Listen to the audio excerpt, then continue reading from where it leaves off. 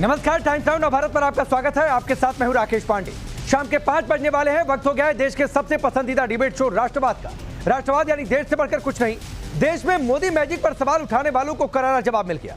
मोदी के आतंक के खिलाफ जीरो टॉलरेंस की पॉलिसी ने ऐसा काम कर दिया कि अब देश में आतंकियों के समर्थक भी खुद को गांधीवादी बताने लगे हैं, गांधी के रास्ते पर चलने की बात करने लगे हैं। कश्मीरी पंडितों का हत्यारे और भारतीय वायुसेना के जवानों की हत्या में शामिल आतंकी यासीन मलिक ने यूएपीए ट्रिब्यूनल में एक हलफनामा दाखिल किया है। इस हलफनामे में यासीन ने खुद को गांधीवादी बताया है। यासीन मलिक समझ चुका है कि अब उसके बचने का कोई रास्ता नहीं, इसीलिए गांधी के रास्ते पर चलने की बात कर रहा है। ऐसे में सवाल है कि क्या ये 370 हटने का असर है? यासीन मलिक गांधीवादी खुद को बता रहा है। क्या ये मोदी की उस कश्मीर नीति की जीत है जिसको लेकर पीएम न्यू कश्मीर बनाने की बात करते हैं? सवाल यह भी कि इस मुद्दे पर मोदी को विफल बताने वाले अब क्या कहेंगे, इसी पर डिबेट। लेकिन पहले रिपोर्ट देखिए।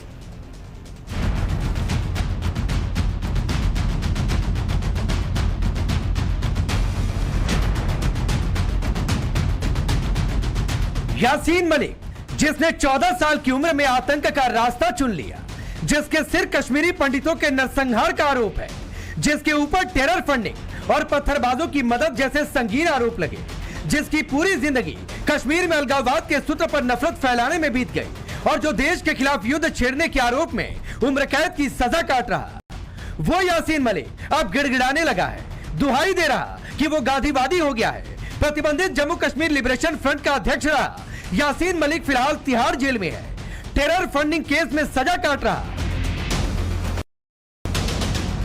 सबसे पहले देखिए उसका वो एफिडेविट जो उसने यूएपीए ट्रिब्यूनल में दाखिल किया है।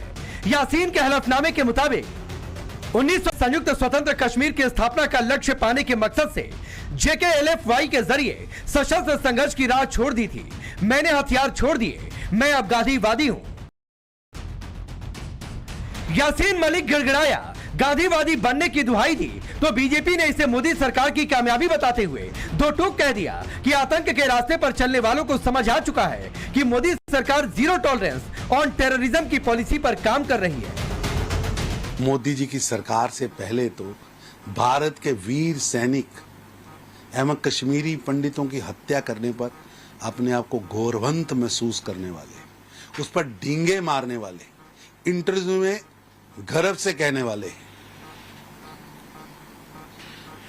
आज उन्हें समझ आ गया है कि नरेंद्र मोदी जी की सरकार यानी जीरो टॉलरेंस ऑन टेररिज्म पर काम करने वाली सरकार है, कानून पर चलने वाली सरकार है। एक समय था कि कांग्रेस गठबंधन की सरकारें इन हत्यारों को महामंडित करती थी, इनसे आंतरिक सुरक्षा की, शांति की भिक्षा मांगी जाती थी, प्राइवेट प्लेन, चार्टर्ड प्लेन भेजे जाते थे, रेड कारपेट बिछाया जाता था और देश के प्रधानमंत्री सरदार मनमोहन सिंह जी के साथ उनका फोटो शूट करा के पूरे विश्व में भेजा जाता था। आज यासीन मलिक जैसा आतंकवादी समर्थक गिड़गिड़ा रहा है।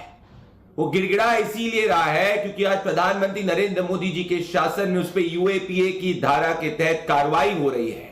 वो गांधीवादी होने का ढोंग कर रहा है। इस ढोंग को कांग्रेस और नेशनल कॉन्फ्रेंस सपोर्ट कर सकती है, परंतु जिस आतंकवादी समर्थक सेपरेटिस्ट ने वाई जवानों को मारने के पीछे षड्यंत्र किया, जिसने कश्मीरी पंडितों के नरसंहार के खिलाफ आवाज नहीं उठाई, उसको बैक किया, ऐसे व्यक्ति के खिलाफ सिर्फ और सिर्फ कठोरतम सजा होनी चाहिए।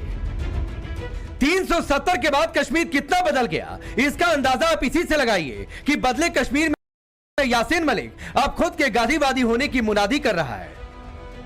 यासीन 1980 के दशक में आतंक के रास्ते पर निकल गया था। आतंक की ट्रेनिंग के लिए पीओके गया, जम्मू कश्मीर लिबरेशन फ्रंट का एरिया कमांडर बना, अशफाक वानी, हामिद शेख, जावेद अहमद मीर के साथ हाजी नाम से गुट बनाया, मुफ्ती मोहम्मद सी रूबिया सईद के अपहरण में शामिल था, भारतीय वायुसेना के 4 जवानों की हत्या में भी शामिल था, कश्मीरी पंडितों के नरसंहार में भी यासीन का नाम जुड़ा। JKLF के लोगों ने बड़े पैमाने पर कश्मीरी पंडितों को मारा था। सोचिए, इतनी गंभीर चार्जशीट लिए कोई शख्स गांधी के रास्ते पर चलने की दुहाई दे तो क्या उस पर यकीन किया जा सकता है? लेकिन 370 हटने और मोदी सरकार की सख्ती का असर कहिए कि जेल में बंद यासीन मलिक घुटनों के बल है। उसे समझ आने लगा है कि भारत से विद्रोह करके वो आजाद नहीं रह सकता। हालांकि घाटी में अभी भी कई नेता ऐसे हैं जो यासीन मलिक के नाम पर भावनाएं भड़काकर वोट बटोरने की कोशिश कर रहे हैं और उन्हीं नेताओं में से एक है वकार भट्टी। कश्मीर को बेचने वाले वो वोट मांग रहे कि हमें वोट दो। मैंने अभी शुरुआत की थी, मैं आप सबसे कहूंगा अगर आपके दिल में मोहब्बत हो तो बोलना justice for Yasin Malik, justice for Asiya Andrabi. अगर हवाला मनी में इंजीनियरशिप करा सकता है तो हवाला मनी में उम्र कैद यासीन मलिक क्यों पैदा है, इसके ऊपर बात करना। अगर रुको यार, अगर हवाला मनी में इंजीनियरशिप घर में आ सकता है तो बहन आसिया अंद्राबी हवाला मनी में जेल में क्यों है? वकार भट्टी से पहले फरवरी 2019 में फारूक अब्दुल्ला कह चुके हैं कि दिल्ली के सामने झुकने की बजाय मौत को चुनने के लिए यासीन मलिक को सैल्यूट। अप्रैल 2019 में महबूबा मुफ्ती यासीन मलिक की रिहाई की मांग कर चुकी हैं। ये वही अब्दुल्ला मुफ्ती हैं जो प्रतिबंधित संगठन जमाते इस्लामी से बैन हटाने की पैरवी कर चुके हैं। तो सवाल उठता है कि जेकेएलएफ से जमात तक इन्हें प्रतिबंधित संगठनों से इतनी मोहब्बत क्यों है? अलगाववादी संगठनों और नेताओं की हिमायत करते अब्दुल्ला मुफ्ती संदेश क्या देना चाह रहे हैं? वैसे आज फारूक अब्दुल्ला का एक और बयान आया जिसमें उन्होंने पाकिस्तान से दोस्ती की उम्मीद जता दी। बहुत अच्छी बात है। ये शंघाई जो है ग्रुप है, उसकी जो है उसमें वज़ीर आज़म जाते हैं और बाकी बड़े बड़े लीडर जो हैं इसके वो जाते हैं इसमें, और ये अपनी फाइनेंशियल सूरतों पे और बाकी चीज़ों पे बात करते हैं। खुशी है मुझे कि जयशंकर जी जा रहे हैं, पाकिस्तान ने इनको बुलाया है, दावत दी है। उम्मीद करूंगा कि ये जहाँ शंघाई के बारे में उस मीटिंग में बात करेंगे कि वो दूसरी बातें भी करें कि मुल्क को कैसे हम लोग दोस्ती की तरफ चलाएं और इस नफरत को किसी तरीके से ख़त्म करें। दरअसल विदेश मंत्री एस जयशंकर एससीओ बैठक में हिस्सा लेने के लिए पाकिस्तान जा रहे। कोई द्विपक्षीय वार्ता नहीं होनी है। भारत ने कुछ दिन पहले ही यूनाइटेड नेशन के मंच से साफ कर दिया था कि पाकिस्तान की आतंक वाली नीति नहीं होगी, उसे इसका नतीजा भुगतना होगा।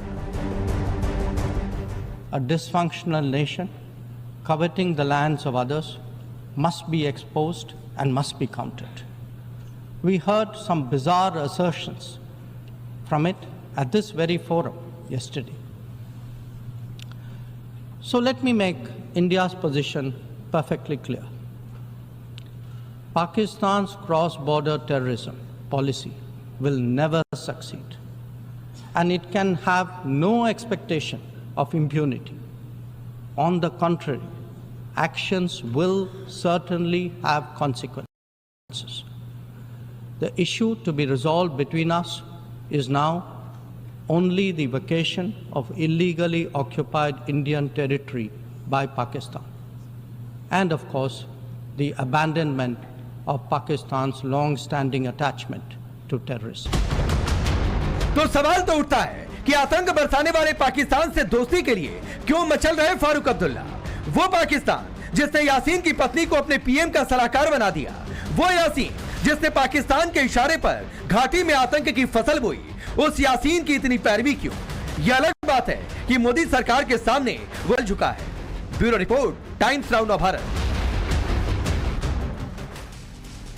तो चलिए ये रिपोर्ट आपने देखी। आपका परिचय आज के मेहमानों से करवाता हूं। प्रेम शुक्ला जी भारतीय जनता पार्टी के नेता और प्रवक्ता, ललित अंबरदार कश्मीरी पंडित हैं, रोहित शर्मा पीडीपी के नेता और प्रवक्ता, वकार भट्टी हैं अपनी पार्टी के नेता। आप सभी का बहुत बहुत स्वागत है। वकार भट्टी, एक वीडियो आपका हमने सुनवाया भी, आप जस्टिस फॉर यासीन मलिक, जो वायुसेना के सैनिकों को मार दे, जो रुबिया सईद को किडनैप कर दे, जो कश्मीरी पंडितों का कत्लेआम करवा दे, उसके लिए जस्टिस चाहिए आपको? जस्टिस वो है जो अभी उसके साथ हो रहा है? अभी देखिए, ये मैं जब चुनाव लड़ रहा था, आज से 10 दिन पहला मेरा बयान है, और इसमें मैंने जो बात कही है, जब इंजीनियर शीद को यूएपीए में जो केस में बंद थे, टेरर फंडिंग और हवाला मनी में जो दिल्ली की जेल में बंद थे, एनआईए के केस में, जिस केस में यासीन मलिक, आसिया अंद्राबी, मसरत आलम, तमाम हुर्रियत के और जमात के लोग बंद हैं जेलों में, उसी केस में इंजीनियर शीद भी जेल में बंद था। इंजीनियर शीद मेंबर ऑफ पार्लियामेंट भी बन गया। इंजीनियर शीद आकर यहाँ हर 40 सीटों के ऊपर चुनाव भी अपने कैंडिडेट को लड़ा रहा है, खुलेआम उसको बेल भी दी गई है। तो उसी में मैंने बोला है कि अगर हवाला मनी में, टेरर फंडिंग में एक इंसान को इतनी राहत मिल सकती है और दूसरे इंसान को अगर आप जेल में बंद करते हो तो उससे नहीं, ये नहीं, मुझे लगता है बताइए यासीन मलिक आपके हिसाब से पाक साफ है? वकार भट्टी, अगर अगर अगर नहीं इंजीनियर नहीं, अगर मगर मत करिए, अगर मगर मत करिए। मैं एक लाइन सवाल पूछ रहा हूं कि यासीन मलिक आपके हिसाब से पाक साफ है? भाई अगर हवाला मनी टेरर फंडिंग में केस पूछ रहा हूं ना, अगर मगर मत करिए ना सर। अगर पहले बताइए कि पाक साफ है कि नहीं। आपके हिसाब से इंजीनियर रशीद गलती, आप उसकी बेल का विरोध करिए, मुझे उससे कोई लेना देना नहीं है, लेकिन मुझे बताइए यासीन मलिक आपके हिसाब से पाक साफ है? देखिए मैं उसी पे आ रहा हूं। मोदी के आगे जो झुके है ना वो गुनहगार। अरे नहीं, इधर उधर मत बात करिए। वायु सैनिकों को किसने मरवा दिया? कश्मीरी पंडितों का कत्लेआम किसने करवा दिया? रूबिया सईद के किडनैप में किसका हाथ था? उसका फैसला, उसकी जजमेंट नहीं आई, उसका फैसला, उसकी कोई जजमेंट नहीं आई। आप नहीं कह सकते, आप डिसाइड, आप कोर्ट नहीं हो, कोर्ट डिसाइड वकार करेगा। भट्टी की कोर्ट है, वकार भट्टी अपनी अलग अदालत लगा कर बैठेंगे।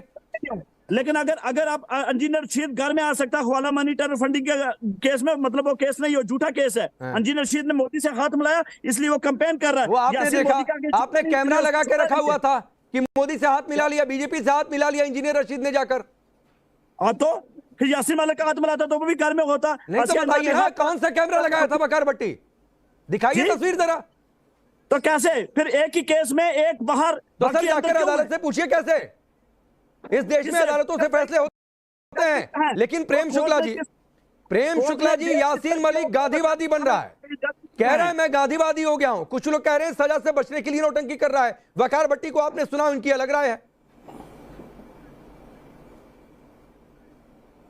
राकेश जी, गांधीवाद का कोई बुर्का पहन लेगा तो शैतान से गांधीवादी नहीं हो जाएगा। यासीन मलिक के खिलाफ जिस तरह के मामले रहे हैं, यासीन मलिक जिस तरह से अलगाववाद, हिंसा, अरे भाई शांति से बैठिए, मैं आपको सुन रहा था। जबरदस्ती जो है आप अपना समय खराब। गांधीवादी की बात यासीन मलिक, आप जिन्ना को मानते हो, यजीद को मानते हो। राकेश जी जरा इनको शांत कराइए। एक मिनट वकार भट्टी, पहला सवाल पहला जवाब। वकार भट्टी सुनिए ना, पहला सवाल पहला जवाब, आदमी की भाषा तो उसमें इंटरप्ट नहीं करते हैं। आप लंबे समय से डिबेट पर आते हैं ना। प्रेम शुक्ला आपको सुन रहे थे, तो पहले आप उनको सुनिए, फिर आ जाऊंगा आपके पास, बोल लीजिएगा। ठीक है, बोल लीजिए। और खुश रहते हैं, कोई इशू नहीं है, खुश तबीयत लोग हैं। देखिए यासीन मलिक आतंकवादी है। यासीन मलिक ने निर्दोषों की कत्लो गारत की है। Yasir Malik prevention of money laundering act का एक्यूज्ड है उसपे। अब ये जनाब ये कह रहे हैं कि चूंकि इंजीनियर राशिद को इस देश की सर्वोच्च अदालत ने जमानत पर रिहा किया, इसलिए यासीर मलिक को भी करना चाहिए। तो श्रीमान भट्टी जी कृपा करके जो इंजीनियर रशीद की जमानत का आदेश है उसको ठीक से पढ़ लें। अगर आप जो है पढ़े लिखे व्यक्ति हो, अंग्रेजी भाषा का ज्ञान हो, ना हो तो किसी से अनुवाद करा लें। अनुवाद करके जो है कृपा करके उस आदेश को पढ़ लें। फिर ये बीच में बदतमीजी कर रहा है, जरा इसको शांत करिए भाई राकेश जी। वकार भट्टी मैंने कहा था इसके बाद आपको समय दे दूंगा अलग से, लेकिन अभी बीच में नहीं बोलेंगे प्लीज वकार भट्टी। फिर मुझे कहना पड़ेगा कि सिर्फ इनकी आवाज होने, तो बीच में टीका टिप्पणी नहीं किया। अभी तो एक लाइन बोलकर शांत हो जाना सीखिए। तो अभी रुक जाइए, मैं बोलूंगा, इस दूंगा, रुक। अभी सिर्फ प्रेम शुक्ला की आवाज होने जा रही है।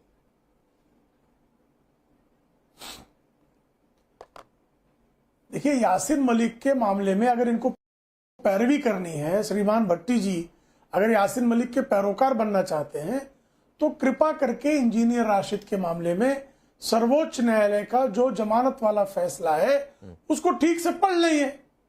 पढ़ लेंगे तो इनके मन के जितने भ्रम हैं वो निकल जाएंगे। अरविंद केजरीवाल को भी चुनाव लड़ने के लिए इस देश की सर्वोच्च न्यायालय ने चुनाव प्रचार करने के लिए, चूंकि एक पार्टी के वो मुखिया थे, इसलिए prevention of money laundering act में उनको जमानत पर अंतरिम जमानत देकर रिहा किया था। अगर उसी को आधार मानकर वही प्रेसिडेंट स्वीकार करके सर्वोच्च न्यायालय को निर्णय देता है और श्रीमान भट्टी को, यासीन मलिक को भी इसी तरह का निर्णय का लाभ दिलाना है, तो उनको सर्वोच्च न्यायालय में जाना चाहिए था। यासीन मलिक को लेकर याचिका दायर करनी चाहिए थी कि यासीन मलिक जो है इनका प्रचार करने आना चाहता है और जो है उसको उसके लिए जो राहत दी जाए। वकार ये भट्टी, तो वहां गए नहीं। वकार भट्टी, अबे सर्वोच्च न्यायालय के विवेक पर जो आप बोल रहे थे प्रश्नचिन्ह बोलिए। खड़ा कर रहे हैं। सड़क पर लोगों को भड़काने की बजाय आप कोर्ट चले गए होते कि जैसे इंजीनियर रशीद को छोड़ दिया, छोड़ दो यासीन मलिक को भी। लेकिन नहीं, आपको तो माइक हाथ में है, लोगों को भड़काना है यासीन मलिक के नाम पर, इसलिए आप बोल रहे थे जस्टिस, ये नारेबाजी कर रहे थे। बिल्कुल, अभी आप सुन लीजिए मेरी बात। जो प्रेम शुक्ला ने कहा ना, कोर्ट का बेल आउट जो जमानत है, वो मुझे पहले ये बता दे कि किस कोर्ट ने अभी तक वो कोर्ट ने बाहर वो ऑर्डर पब्लिक में रिलीज क्यों नहीं हुआ। पहला पॉइंट ये है, वो कोर्ट जो बेल आउट है, वो जो ऑर्डर है वो रिलीज नहीं हुआ पब्लिक में, जहां से मुझे पता चले कि बेल किस इश्यू पे दी गई है। दूसरा बात, जो चुनाव प्रचार की उन्होंने बात की, जब केजरीवाल को जब बेल मिली थी, वो एक कॉपी दे दीजिए भाई, जो थे वो मदद किसी कर दीजिए राकेश जी। पार्टी नहीं है। पहली बात, उनकी कोई पॉलिटिकल पार्टी नहीं है। उनके जो भी कैंडिडेट थे आजाद कैंडिडेट चुनाव लड़ रहे थे। तो सीधे सीधे हमें जहां तक ये पता है कि बीजेपी के साथ उनका एक रिश्ता फिट हुआ, जिसकी वजह से आसानी सुनिए ना, ये रिश्ता ये सब अपनी आप मनोहर कहानियां पढ़कर आते होंगे वकार भट्टी, वो मुझे मत सुनाया करिए प्लीज, मुझे अपनी मनोहर कहानियां मत सुनाया करिए। मैं आपसे पूछ रहा हूं कि अगर आपको यह चाहिए था कि यासीन मलिक भी छूट जाए इंजीनियर रशीद की तरह, तो आप कोर्ट गए, बावजूद इसके कि आपने लोगों को माइक से नारेबाजी की, कोर्ट गए आप? हम जाएंगे कोर्ट? अरे जाएंगे ना, तो पहले जाना चाहिए था, लोगों को भड़काना नहीं चाहिए था। वकार भट्टी, ये सामान्य बात आपको नहीं समझ में आ रही है? किससे मांगते हैं हम लोग? हमने जस्टिस मांगा है, देश की अदालतों से हमने जस्टिस मांगा है। अरे तो सड़क पर कौन सी अदालत लगी थी भाई, जहां बोल रहे थे वकार भट्टी? भाई हम सड़क पर अदालत लगती है क्या? देखिए सर, अवाम जो होती है ना, सबसे दुनिया की सबसे बड़ी अदालत होती है जो अवाम होती है। नहीं सर, अवाम है। नहीं, अवाम इस देश के नेता कौन होंगे, सत्ता कौन चलाएंगे, वो अवाम तय करती है वकार भट्टी। अवाम केसेस के फैसले नहीं करती है। इस देश में सड़क पर फैसले नहीं हुआ करते हैं, ये भूल जाइए आप। अवाम जज नहीं होती है। अवाम मुख्यमंत्री को, प्रधानमंत्री को, नेता चलाएगा, कौन मुख्यमंत्री बनेगा, कौन विधायक सांसद प्रधानमंत्री बनेगा, ये अवाम तय करती है। जज कौन बनेगा, ये अवाम तय नहीं करती है। तो ये थोड़ा सा ज्ञान अपने पास रखा करिए। चलिए रुकिए, वही ऑर्डर आते हैं। सोहित शर्मा, हमें पता है सर। सोहित शर्मा, महबूबा मुफ्ती भी कह चुकी हैं कि यासीन मलिक को रिहा कर देना चाहिए। रुबिया सहित किडनैप भूल गए, बार बार इस तरीके के स्टेटमेंट आते हैं, इन पर बैन क्यों, उन पर बैन क्यों? बात को समझना होगा कि जो हालात जो उस समय के बने हुए थे, नजर जो उस समय जो हालात हुए, उसके बाद जिस तरह से यासीन मलिक ने जो हथियार छोड़कर गांधीवादी नीति अपनानी शुरू की, तो उससे उस बात को लेके भी हमें सोचना चाहिए। तो बाकी बात ऐसी है कि हम यासीन मलिक के तो प्रवक्ता है नहीं, यासीन मलिक क्या कर रहा है क्या नहीं कर रहा है उस पर हमें कोई लेना देना नहीं है। लेकिन हाँ, एक बात सोहित भाई, मैंने कब कहा कि आप यासीन मलिक के प्रवक्ता हैं? मैंने तो पूछा कि आपकी पार्टी की नेत्री ने कहा था कि यासीन मलिक को छोड़ देना चाहिए, तो रुबिया सही का किडनैप भूल गए क्या? आज वकार भट्टी जो कह रहे हैं उनकी बात से समर्थन रखते हैं क्या? बेगुनाह नौजवान है, कश्मीर के बेगुनाह नौजवान है, बेगुनाह जो प्रेस रिपोर्टर है, उनको बेगुनाह जो ऐसे बेवजह यासीन मलिक बेगुनाह हुआ है, उनको छोड़ देना चाहिए। रोहित शर्मा, यासीन मलिक बेगुनाह है, हम ये नहीं कहते। पहले तय करिए ना कि यासीन मलिक। नहीं, चलिए मैं आगे बढ़ूंगा। मुझे ये बताइए, यासीन मलिक गुनहगार या बेगुनाह, मुझे ये बताइए। अरे ये तो आपकी नजर में बताइए ना सर। अरे ये तो कोर्ट ने फैसला लेना। अरे आप बताइए ना, आप उस पे छोड़िए ना। नहीं, क्यों छोड़ दें? हम कैसे बोल रहे हैं? अरे क्यों छोड़ दें? हम कैसे बोल रहे हैं? अगर मैं कहता हूं बेगुनाह तो कोर्ट उधर कह देगा। ललित अंबरदार बहन का जो किडनैप करवा दे, आप जैसे न जाने कितने कश्मीरी पंडितों के कत्लेआम में शामिल रहा उस दौर में, उसको ये तय नहीं कर पा रहे कि बेगुनाह या गुनहगार। जी, ये सेक्युलर हिंदुस्तान में ही हो सकता है कि आप जिन लोगों से पूछ रहे हैं कि वो आतंकवादी है, जिहादी है, जुल्मगार है, वो लोग उसके समर्थक है, ये सिर्फ हिंदुस्तान में ही हो सकता है। जिन लोगों ने नसरुल्लाह को अपना आइकॉन माना है, जिसके लिए नमाज जनाजा पढ़ा, उसके लिए जिसको समंदर के अंदर उसकी तरह ओसामा बिन लादेन की तरह आदमखोर मछलियों के आगे छोड़ना चाहिए था, उस आदमी के लिए कश्मीर के अंदर जब मातम मनाया जाता है, और जिस पार्टी से आप पूछ रहे हैं, जिनका मुझे बड़ा अजीब लगता है, हिंदू नाम से ये मुस्लिम पार्टीज में भी काम करते हैं, कि इनकी बेटी कहती है कि गाजा के अंदर मुसलमानों की वही हालत जो कश्मीर के अंदर मुसलमानों की हालत है। आप उनसे पूछ रहे हैं, किससे पूछ रहे हैं आप? ये हिंदुस्तान में ही हो सकता है कि जिन कश्मीरी हिंदू का नरसंहार, रेप, मर्डर और मास मर्डर के द्वारा हुआ, और जो ये सब जानते हैं। आपको बताना चाहता हूं, आप कश्मीरी हिंदू को छोड़ दीजिए। टिम सेबेस्टियन बहुत बड़े जर्नलिस्ट हैं और बीबीसी में हार्ट टॉक का प्रोग्राम करते थे। उसके अंदर यासीन मलिक ने अपने आप पूरी तरह से कन्फेस किया, हाँ मैंने 3 एयरफोर्स के ऑफिसर्स को मार दिया।